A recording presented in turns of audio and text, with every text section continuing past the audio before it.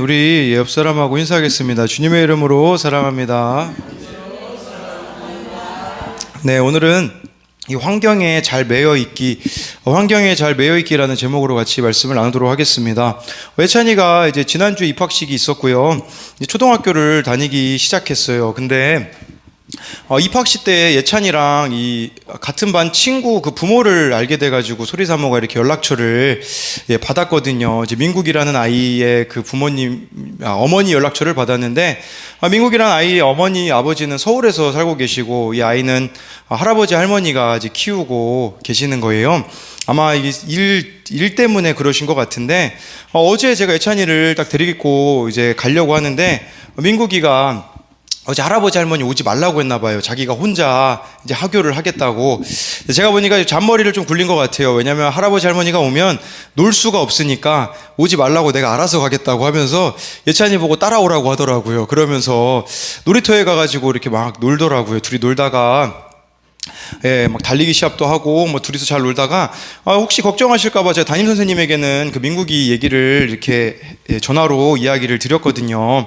그래서 이제 민국이랑 예찬이가 뭐 별로 놀지도 않았어요. 한 10분 놀았나요? 이제 집에 가야 된다고 민국이가 이제 가는데 제가 예찬이 이렇게 민국이 보고 태워다 주겠다고 이제 집 위치를 네가 아니까 나한테 얘기를 해달라고 해서 차를 태우고서는 이제 가고 있었거든요. 창문 뒤에는 열어놓고요. 이제 더워가지고. 근데 딱 입구를 나가자마자 그 민국이 할아버지가 그 민국이가 차에 타 있는 걸 보시고 납치가 되는 줄 아셨나 봐요. 그래서 제가 참 민감, 이렇게 좀 뭐라고 해야 될까요? 네, 난감했죠. 민감한 게 아니라. 네, 그래서 그 민국이 보고 할아버지가 네가 왜 거기 타 있냐라고 이렇게 이야기를 해서 설명을 잘 드렸어요. 이 놀이터에서 놀고 싶어서 이 할아버지 할머니 오지 말라고 하는 거, 이 주어진 그 환경이 있는데 그냥 우리가 잔머리 굴려서 벗어나고 싶어 하는 것들이 참 많이 있잖아요. 저는 그 모습을 보면서 우리도 그렇지 않은가라는 생각을 해보게 되었어요.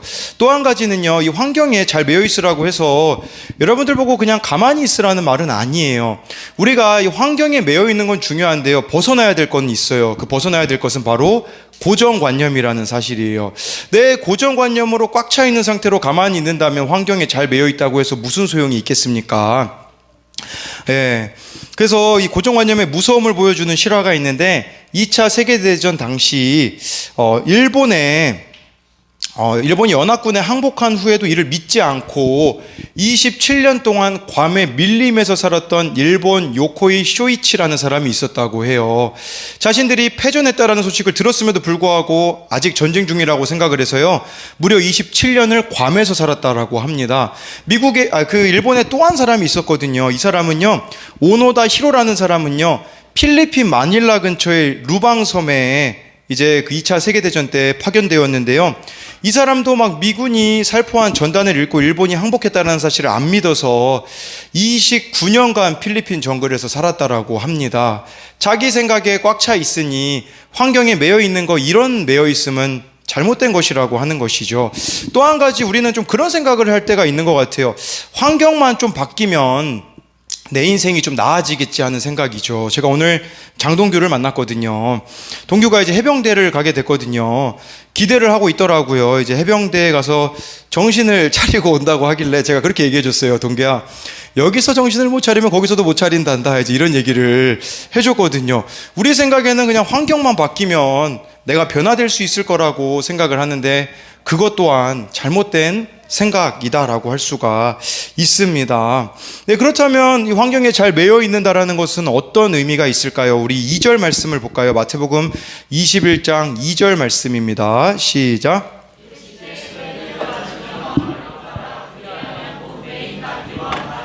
함께 있는 것을 보리니 풀어 내게로 끌고 오라. 예수님이요, 예루살렘으로 입성하시는데 그때 매인 나귀, 또 나귀 새끼가 있는 것을 보리니 풀어서 예수님께로 가져오라고 말씀하셨어요. 이 매인 나귀와 같은 삶을 우리가 살아야 되는데요, 이 매인 나귀는요, 예수님이 나귀 새끼를 타시는데 이거는 스가랴 말씀이 성취되는 것이라고 볼 수 있거든요. 근데 여기 메인 나귀를 5절 말씀에서는 이렇게 표현을 하거든요. 우리 5절 말씀 한번 보겠습니다. 5절입니다. 시작. 시온 딸에게 이르기를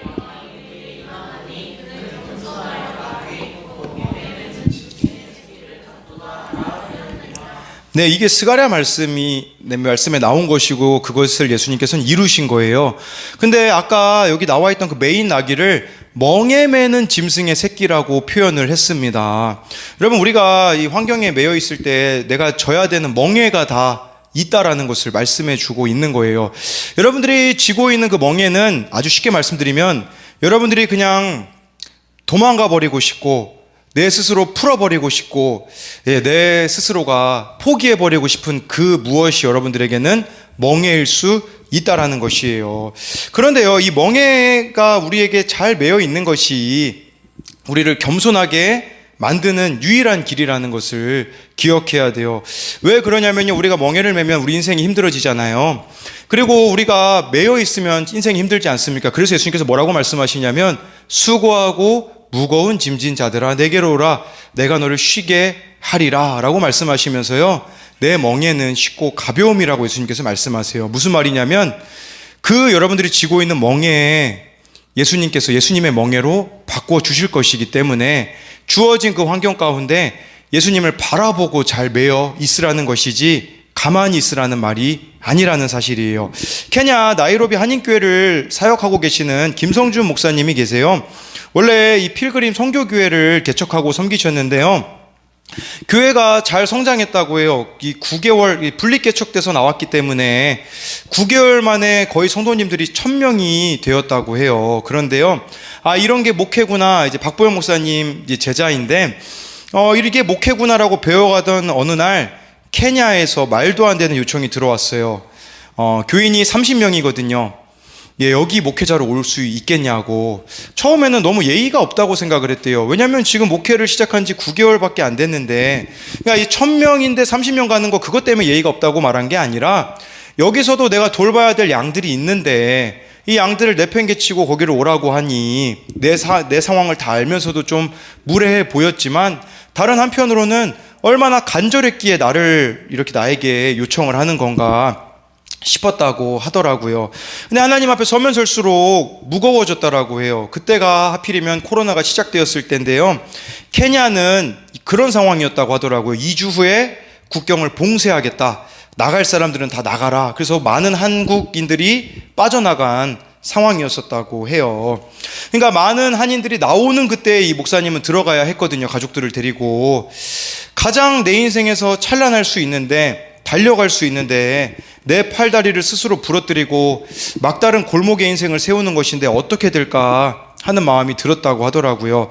첫 주 예배를 드리는데요, 전주에 그 필그림 선교교회에서 예배 드릴 때는 1000명 앞에서 설교를 하던 목사님이 나이로비 한인교회를 가보니까요 22명이 앉아 있었다고 하더라고요. 교회는요 비가 올 때마다 물이 새죠. 또 교회 수도관이 노후가 되어서 시궁창물이 교회 안으로 들어오기도 했다고 해요. 그래서 아이들이 교회에서 지내니까요, 거기서 이제 물을 마시고 그러는데 갑자기 토사광란을 일으켰다라고 해요. 막 토하기도 하고 막 설사하기도 하고, 교회 물탱크 가서 확인해 보니까요 회색빛이었다라고 하면서 그 물탱크 안에 알 수 없는 벌레들이 수억 마리가 떠 있었다고 해요. 아메바성 이질의 감염이 이 두 자녀가 되어서요, 첫째는 금방 회복되었는데 둘째는 5개월이 걸렸다고 하더라고요, 회복되기까지. 그러니까 밥 먹고 갑자기 얼굴이 막 하얗게 돼서 토하기도 하고 그 세월들을 보냈던 것이죠. 목사님은 신장결석이 와서 죽다 살아나기도 하고, 코로나에 걸려서, 우리 코로나 처음 왔을 때 얼마나 강했습니까? 그래서 아무것도 할 수 없이 이렇게 누워 있었는데 목사님 자신이 너무 무능하고 한심해 보였다고 해요. 케냐에 교회를 살리려고 왔는데 아무것도 할 수 없는 자신의 모습이 바보 같아 보였다고 합니다. 침대에 누워서 주일날 코로나 감염될까봐 예배를 드릴 수가 없잖아요. 혼자서 방에서 하염없이 울었다고 해요. 하나님, 저 아무것도 못하고 있어요. 무너져가는 교회 살려보겠다고 왔는데 제가 무너져 가네요. 사방이 막혀 아무것도 할 수 없어요. 저를 도와주세요. 울며 이렇게 있는데 어느 목사님이 보내주신 글을 읽게 되었다고 해요. 근데 그 글의 내용은 뭐냐면요, 1940년에요 중국의 제프리 불이라는 선교사님이요 티벳이라는 지역에 가시는데요, 티벳이 그때 공산화되는 시점이어서 거기에 굳이 남아 계셔가지고 감옥에 이 선교사님이 갇히게 되었다고 해요. 너무나 3년 동안요, 큰 고난과 박해를 당했기 때문에요, 예배를 드리고 싶어도 자세를 취할 수가 없고 무릎도 꿇을 수가 없었다고 해요. 근데 이 선교사님이 감옥에서 하나님 앞에 이렇게 기도해요. 하나님, 제가 지금은 제대로 된 기도랑 예배를 드릴 수가 없어요. 그런데요, 주님, 제가 기어서라도 매일 저 감옥 중간에 가서 엎드릴 테니까 주님, 제 예배를 받아주실 수 있겠습니까? 라고 이렇게 고백을 하고 매일 감옥 중간까지 기어가가지고요, 거기에 석방될 때까지요 엎드려 있었다라고 해요. 그러면서요, 그 선교사님 이런 고백을 해요. 그것이 나의 기도였고 그것이 나의 예배였습니다 라고 고백하셨다고 하더라고요. 그때 주님이 김성주 목사님에게 이렇게 말씀하시는 것 같았대요. 내 종아, 내가 지금 코로나로 인해 고통하고 아무것도 할 수 없는 상황이지만 내가 나를 위해 여기 와 있고 지금도 눈물 중에 탄식하며 나를 찾는 이 모든 것이 내게 드리는 예배다. 내 뜻대로 목회가 안 된다고 해도 모든 것이 다 막혀 있는 것 같아도 내가 너를 받는다라고 말씀해 주셨다라고 합니다. 여러분, 환경에 잘 매여 있으라는 것은요, 여러분이 딱 계산기 두드려서 도망가고 싶은 그때 가만히 계시라는 말이에요. 내 생각으로 내 힘으로는 도무지 답이 안 나오는 그 상황 가운데 가만히 있다 보면 우리는 주님을 찾을 수밖에 없다라는 거예요. 그런 의미에서 우리에게 차라리 능력이 없는 게 능력이에요. 왜냐하면 사람들이요, 능력이 있으면요 다 이런 환경 피해버리거든요. 근데 우리가 능력이 없어서 주님 앞에 매일 수밖에 없는 것이, 그것이 환경에 잘 매여 있는 것이라는 사실인 것이죠.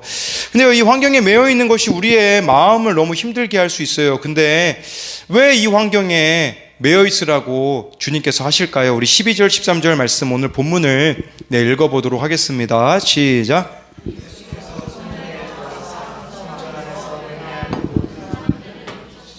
돈 바꾸는 사람들의 상과 비둘기 파는 사람들의 의자를 둘러 엎으시고 그들에게 이르시되 기록된 바 내 집은 기도하는 집이라 일컬음을 받으리라 하였거늘 너희는 강도의 소굴을 만드는도다 하시니라.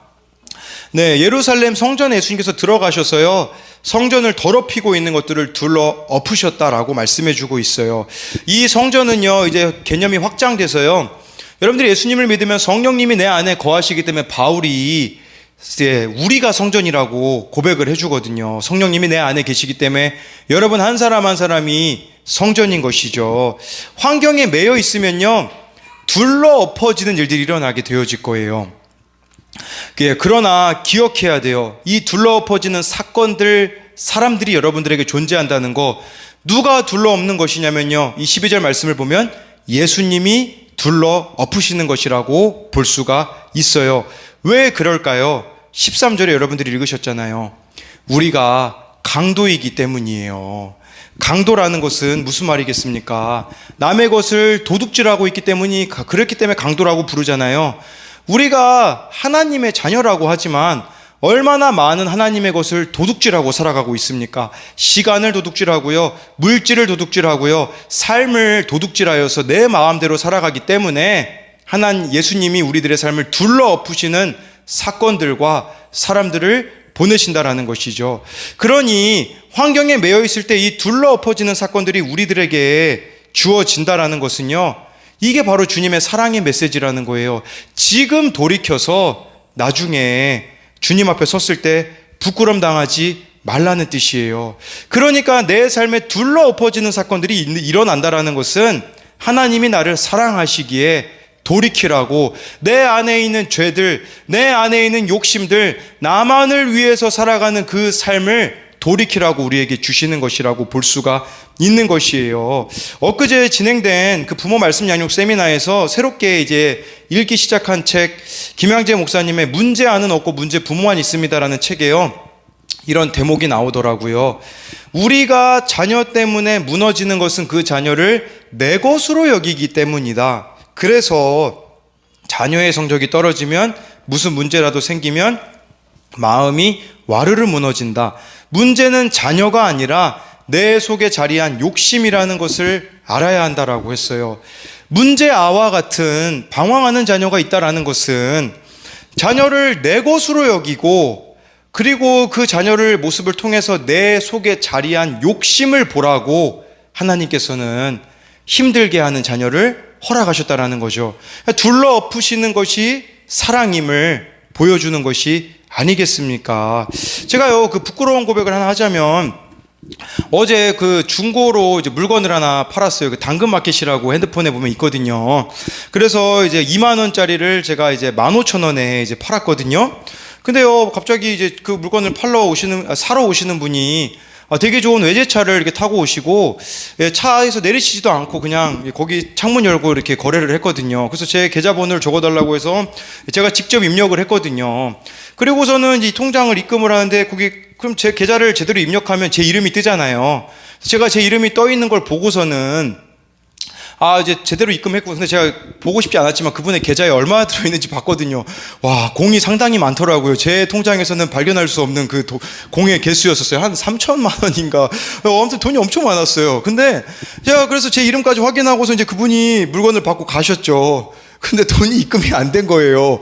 아니, 이분 뭐지? 아니, 돈이 그렇게 많으면서 외제차까지 타고 다니시면서 15,000원 가지고 사기를 치시나, 이런 생각이 막 들기 시작해가지고, 예, 막 제가 전화하고, 네, 막 제 계좌번호를 막 그분 채팅창에 보내고요.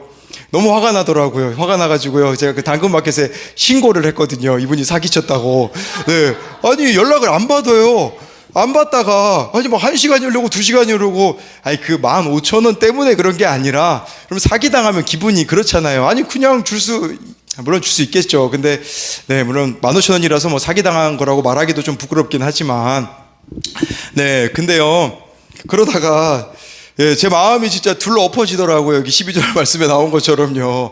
아니, 그 15,000원 때문에 참 이 마음이 둘러 엎어지는 걸 보며, 내 안에 있는 욕심이 참 얼마나 큰가. 그러다가 밤에 이제 기도하면서 제가, 예, 그 켈라 워십 그 온라인 모임에서 기도하는 시간에 그게 생각나가지고요, 회개했어요. 하나님, 제가 욕심이 참 너무 많습니다. 그냥 그분한테 채팅 보내서 그냥 가지라고 할게요. 그래가지고 제가 기도 끝나자마자 그분에게 채팅창으로 이렇게 써서 보냈어요.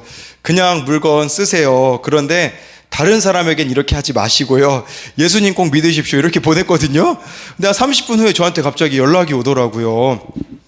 예, 운동하고 오느라 문자를 지금 봤다면서, 예, 제가 계좌번호를 잘못 입력한 것 같다고 불편드려서 죄송하다고 하면서 계좌에 돈을 입금해 주시더라고요. 이 15,000원 가지고 안달복달한 제 모습이 참 부끄럽더라고요. 욕심이 그 안에 들어가 있기 때문에 이렇게 둘러 엎어지는 사건이 있는 거죠. 여러분들이 분노하고 혈기내는 그 부분 있잖아요. 거기에 내 욕심이 들어가 있기 때문에 우리가 그렇게 혈기를 내는 것이에요. 또 한 가지는요, 여러분, 지금 내 상황과 환경과 내가 만나는 사람들 속에서 예수님을 여러분들이 믿는다라는 것은요, 어떤 상황이 와도, 어떤 환경이 주어져도, 어떤 사람을 만나도 하나님이 100% 오르시다라는 걸 믿어야 돼요. 우리는 잘 될 때는요, 잘 믿어져요. 환경이 내가 원하는 대로 풀려봐요. 하나님 살아계시죠. 상황이 내가 원하는 대로 가봐요. 하나님 살아계시고, 정말 내 주변에 내 말을 잘 듣는 사람이 있고 사람들이 막 변화해 가봐요. 그러면 하나님의 살아계심을 누가 인정하지 못하겠습니까? 그런데요, 반대로 갈 때, 그때도 여러분 하나님의 주권 인정하실 수 있겠습니까? 그걸 묻고 있는 거예요. 여러분들이 진짜 하나님이 100% 오르심을 믿는다면요, 이런 고백을 하면서 살아가야 돼요. 뭐냐면, 이 사건은 나에게 마땅히 일어났어야 될 사건입니다. 그건 여러분들이 원치 않는 사건을 마주했을 때 이런 고백을 드려야 되는 거예요. 그리고요, 또 이런 고백을 해야 돼요. 제가 들어야 할 말을 들었습니다. 누가 여러분들이 힘들게 하는 말 할 때 있잖아요. 그때 이렇게 고백해야 돼요. 제가 들어야 될 말이군요 라고 고백할 수 있는 게 100% 오르신 하나님을 믿는 것이라고 볼 수가 있겠죠. 근데요, 이 고백이 우리에게는 너무 어려워요. 왜 그럴까요? 바로 자존심 때문에 그래요. 예, 그래서 이런 말 들을 때 우리가 자존심을 내세우며 얼마나 많이 이렇게 혈기를 냅니까?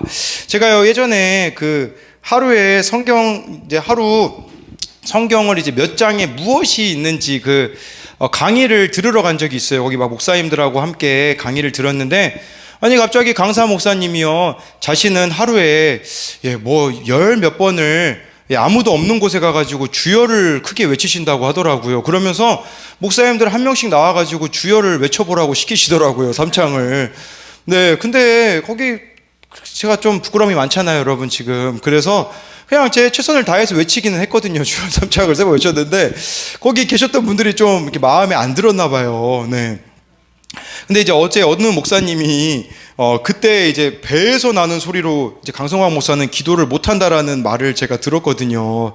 근데 그 얘기 처음 들었을 때는 좀 자존심이 상하더라고요. 왜냐하면 제가 우리 매주 금요일마다 산기도까지 갔던 사람이 아닙니까? 우리 도현이와 현빈이라는 애 데리고 진짜 막 쉬지 않고 막 산기도까지 했던, 그러면 처음에 막 자존심을 내세우더라고요. 변명하고 싶더라고요. 근데 이게 조금 확장되면 어떻게 되는 줄 아세요? 상대방의 흠을 잡으려고 하더라고요. 막 제 마음속에 그러면 목사님은 이라는 막 질문이 던져지면서 막 이 마음에 비난하고 싶은 마음이 들더라고요. 물론 처음에는 이런 반응이 나오지 않았지만 제가 이 고백을 실제로 했어요. 하나님 앞에 뭐라고 고백했냐면, 하나님, 마땅히 들어야 할 말을 들었습니다 라고 말했지만 사실은 이해가 되지 않았었거든요. 근데 어제 그 켈라워십 팀하고 띵크 양육 그 10과를 같이 이렇게 청직이라는 그 제목의 말씀을 나누는데요. 거기에 보면 사무엘하 한번 찾아볼까요? 사무엘하 9장 8절 말씀을 한번 볼게요. 구약의 사무엘하 9장 8절 말씀. 예, 그게 띵크 교육 10주차에 나오는 거거든요. 우리 8절 말씀입니다. 시작.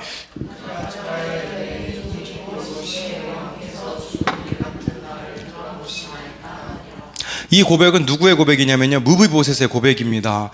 무비보셋은요, 사울 왕의 손자예요. 요나단의 아들이기도 하고요. 그런데요, 사울이 다윗을 죽이려고 했잖아요. 다윗이 왕이 된 후 거의 17년, 18년이 흐른 시점이거든요. 원래 이 무비보셋이란 이름의 뜻은요, 무리 바알이라는 원래 이름이 있었어요. 역대상 8장 34절에 보면 바알로 만족하는 자라는 뜻이었거든요. 그러니까 우상 숭배자였던 거죠. 근데 이름을 무비보셋으로 바뀌어지거든요. 이 바뀌어지는데 무비보셋의 뜻은요, 부끄러움을 없애버린 자, 부끄러움을 모르는 자로 이름이 바뀌어지게 돼요. 여러분, 그리고요, 사울 왕이 재산이 없었을까요? 죽었지만 있었어요. 그 종 시바라는 이 종이요, 재산을 다 가지고 있었거든요. 무비보셋이요, 조금만 잔머리 굴리잖아요. 그러면 그 시바한테 가서, 이름도 좀 그렇죠. 네. 근데 이 시바한테 가가지고 내 재산 다 줘라 라고 할 수 있잖아요. 근데요, 무비보셋이 아무 말 하지 않아요. 20년 동안요, 집도 없어가지고요, 마길이라는 사람의 집에 얹혀 삽니다. 그러니까 20년 동안요, 찍소리 안 하고 살아가는 거죠. 근데 다윗이 이 무비보셋을 거의 한 20년 만에 찾았을 때, 다윗 왕 앞에 섰을 때 무비보셋이 이렇게 고백해요.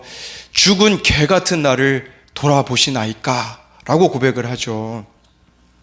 죽은 개라고 자기를 표현을 하더라고요. 네, 이걸 예전에 우리 김지은 집사님이 같이 띵크 교육할 때 이렇게 표현을 해줬었어요. 죽은 개는 주인을 물지 않습니다. 죽은 개는 짖지 않습니다. 죽은 개는 달려나가지 않습니다 라고 이렇게 이야기를 해줬거든요.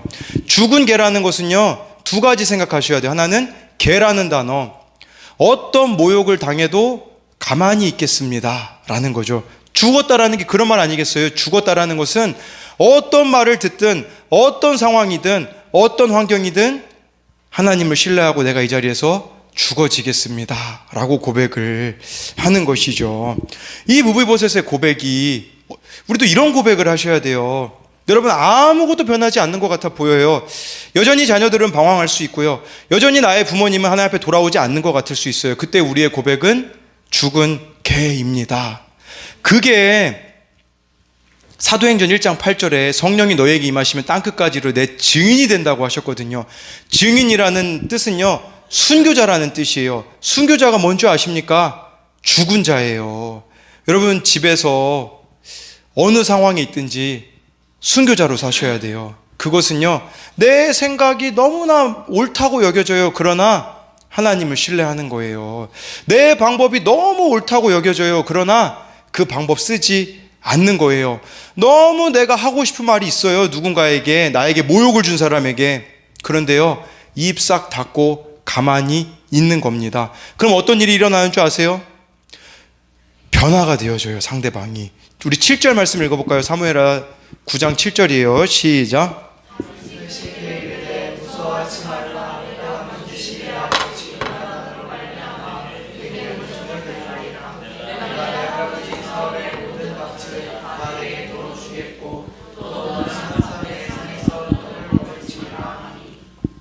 다윗이 변화되었어요. 이건 뭘 말씀드리고자 하는 거냐면, 다윗이 원래 예루살렘을 점령할 때 여부스 족속들이요, 다윗을 놀렸어요. 뭐라고 놀렸냐면, 아이고, 그러니까 예루살렘이 높은 데 있었거든요. 그러다 보니까, 아이고, 저 다윗의 군사들, 우리 여부스 족속 맹인하고 다리 저는 자들이 너희들하고 싸워도 이기겠다. 쉽게 말하면 장애인이 너희들하고 싸워도 이기겠다. 그 말을 듣고 다윗이 화가 나거든요.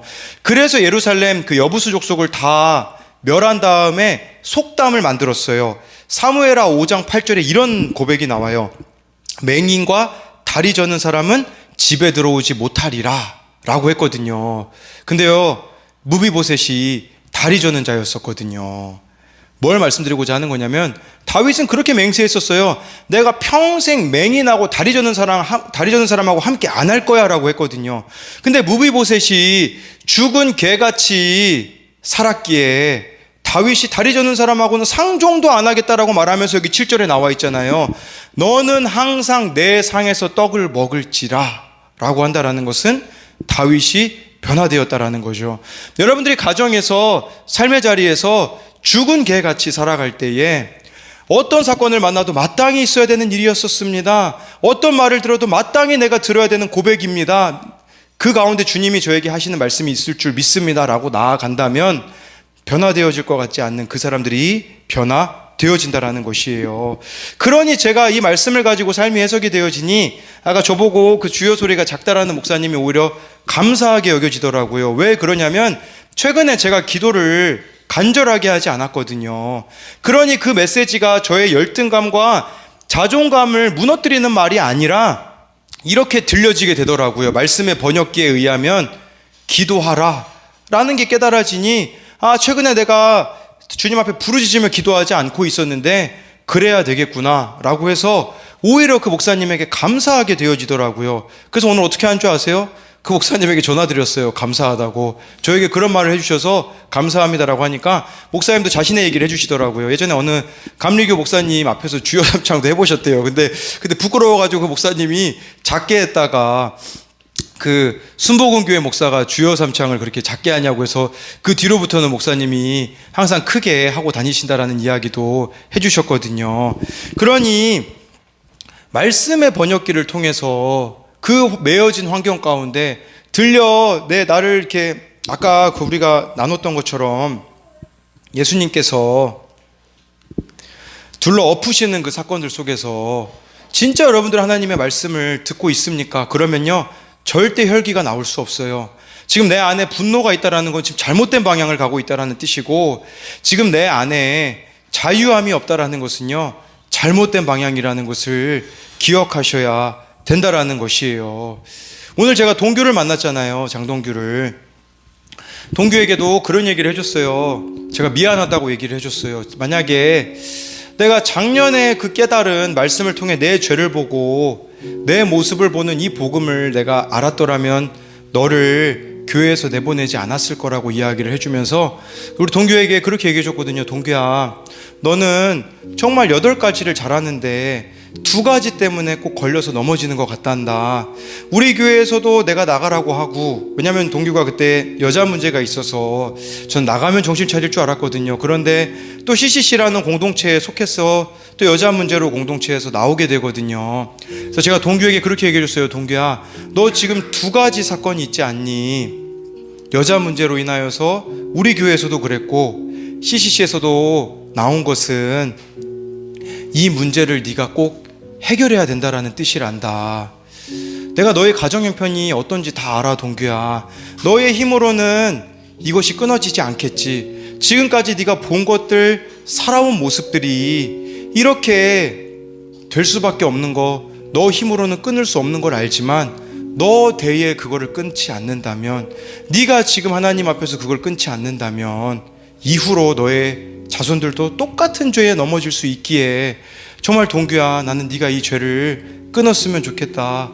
돌이켰으면 좋겠다. 그리고 원하면 내가 도와줄 테니 정말 네가 새롭게 변화되어지고 싶으면 언제든지 공동체 돌아오고 원하면 양육도 내가 해주겠다라고 이야기를 해주었거든요. 그랬더니 우리 동규가 좀 마음이 바뀌었나 봐요. 나중엔 저한테 연락이 와서 목사님, 제가 군대 가기 전에 한 번 더 찾아뵐게요, 그렇게 얘기를 하더라고요. 저는 동규가 너무 미웠었거든요. 자기 마음대로 살아가는 그 애가 너무 미워서 제가 교회에서 걔를 위에서 쫓아낸 게 아니었었어요. 사실은 그냥 미워서 제가 쫓아냈던 거였더라고요. 그래서 동규 앞에서 목사님이 미안하다, 그리고 다시 이렇게 시작해 보자라고 이야기해 줄 수가 있더라고요. 여러분 마찬가지예요. 환경에 매여 있는 거, 정말 나를 힘들게 하는 사람을 제거해 버리는 길을 선택하는 게 아닙니다. 저처럼 장동규가 그렇게 속 썩인다고 교회에서 내쫓을 문제가 아니라, 아니 내쫓았다고 걔가 정신을 차렸습니까? 못 차리고 지금도 방황하고 있잖아요. 내가 그때 깨달아야 됐었는데, 그때 내가 깨닫고 이걸 가르쳐 줬었어야 되는데 저의 무지였음이 깨달아지니 얼마나 주님 앞에서 다시 회개할 수밖에 없게 되어집니까? 마찬가지예요. 도무지 여러분 변화가 되어지지 않는 가족 구성원들이 있습니까? 그 사람들 말로 여러분들이 변화시키려고 하지 마시고요. 그때 여러분들이 해야 되는 것은요, 예수님께서 둘러엎으실 때요, 내가 강도라는 거 깨달으셔야 돼요. 내가 죄인이라는 것을 깨닫게 되어질 그때에, 잘 그 가운데 여러분 한 사람 한 사람이 죽어질 때에, 그때 우리 주님께서 다윗을 변화시키셨던 것처럼 무비보셋이 죽은 개라고 고백하였을 때, 잘 죽어졌을 때 그를 회복시키셨던 것처럼 주어진 자리에서 잘 죽어지는 저와 여러분들이 되기를 소망합니다.